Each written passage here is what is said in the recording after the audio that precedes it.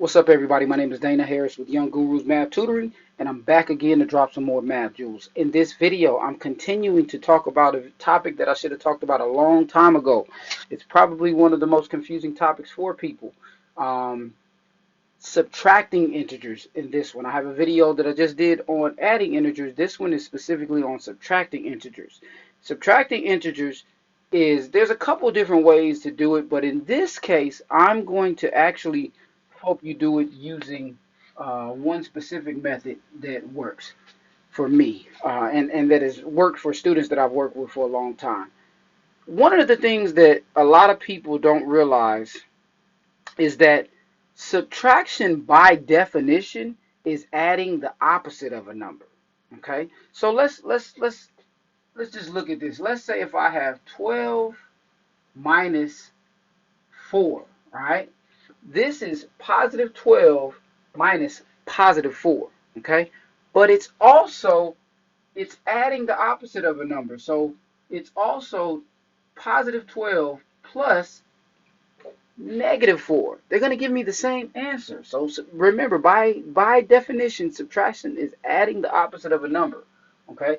So this still gives me 8. This still gives me 8. All right? Now, let's look at when we talk about integers. Remember, an integer includes all negative and positive whole numbers, including 0. Okay? So we have to understand what an integer is. And if you're like some students, they say integers. But it's pronounced integer. Example 1. Remember, we are subtracting these integers. I have negative 8 minus negative 13. The syntax, the way you see it written, could be different a lot of times. But one of these simple ways that works, because a lot of kids, they understand adding integers. Okay? But if you can get adding integers, then you can get subtracting integers. So let's change this to addition. Let's say negative 8. Now, here's one that it automatically goes into one of the rules. I am changing subtraction to addition, and the opposite of negative 13 is positive 13. Well, what do you know? I actually have negative 8 plus positive 13. Well, the rule for adding integers with a different sign is I'm going to take the absolute value of 13, and I'm going to say 13, and I'm going to take the absolute value of 8, and I'm going to say 8. 13 minus 8 is 5. However, I need to keep the sign of the larger number. So this one has a larger absolute value, so my answer is positive 5. Okay? Well, in short, whenever you subtract a negative, all you actually have to do is change that subtraction to addition and change that negative to a positive. Some people say keep change, change, same change, opposite. There are different ways to call it out, but whenever you subtract a negative, you're just adding a positive, okay? That's example 1.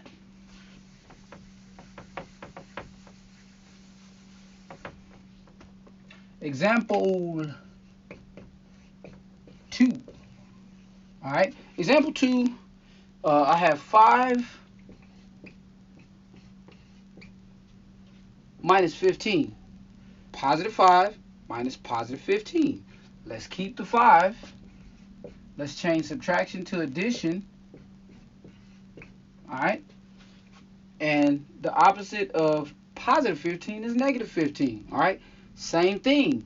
15 minus 5, the absolute value of 15. So I'm going to say 15 minus 5, which equals 10. Okay. Absolute value of negative 15 is 15. The absolute value of positive 5 is 5. Well, this tells me that 5 minus 15 equals negative 10, simply because this, when I subtract these absolute values, so these are absolute values, ABS values. This is why I do that. When I subtract those, I keep the sign of the larger absolute value. Well, this 15 has the larger absolute value, okay? And in this case, the negative 15 has a larger absolute value. So this is my solution, okay? This may seem like a lot, but I want people to really get this, because this is one of those foundational concepts that once you get it, it will definitely save you a lot of time, a lot of frustration later on down the line. Negative 19 minus 7, okay? We can take this, we can say negative 19, we can say plus, the opposite of 7 is negative 7. Well, what do you know? They're both negative now. Well, when they have the same sign, I just add them together. So 19 plus 7 equals 26, right? This is just the absolute value of negative 19 is 19. The absolute value of negative 7 is 7. All right, but in this case, negative 19 minus 7 equals negative 26, because here they're both negative. So then, boom, my answer would be negative 26. So if I have negative 19 and I take away 7 more, okay, let's say I already owe someone $19 and then I borrow 7 more dollars from someone else. I owe a total of $26, okay? So that's that example. Let's do one more example. Like I said, once again, I like doing these hands-on, but you know what? We are going to do it regardless because people need this video. Oh, that is an ugly square, rectangle, whatever shape that is. That wasn't. Example number 4. All right, 36 minus negative 12. Boom. Remember, what did I say? When you subtract a negative, even though it looks different, all you got to do actually is just take this and say, boom, boom. Well, this is 36 plus positive 12. It's nothing but 36 plus 12. Okay, so 36 plus 12, that equals 48. All right, so 36 minus negative 12 is still 48.